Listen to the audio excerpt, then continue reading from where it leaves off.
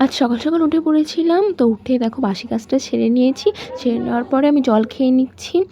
তো জলটা খেয়ে নিই, তারপর আবার রান্না করতে যেতে হবে। রান্না হয়ে গেলে আমার বর আবার খেয়ে দিয়ে কাজে বেরোবে। তো আজকে শনিবার যেহেতু, তাই আমরা নিরামিষ খাবো। আজকে পুরোটা দিনই নিরামিষ। তার জন্য আজকে সকালবেলা আমি রুটি আর আলুর তরকারি করব।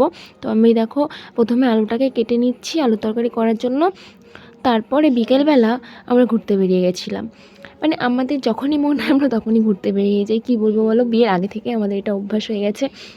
মানে যখনই ভালো লাগবে না তখন মনে হয় কোথা থেকে ঘুরে আসি। তো ওখানে ঘুরে টুরে এসে আমরা না সন্ধ্যাবেলা ওই বাড়িতে গেছিলাম। আর আমার মা আমার জন্য না এই আংটিটা বানিয়েছে।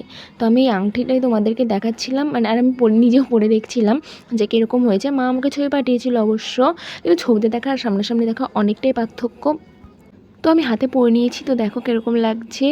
আর আজকে আমাদের ওদিকে রামনবমীর মেলাও ছিল, পজিশন ছিল আজকে। আর আগের দিন আমি যাইনি, তো পজিশনের দিন আমি গেছিলাম। তো আমার বোনুরা বায়না করছিল যে জাম্পিংয়ে উঠবে জাম্পিংয়ে উঠবে।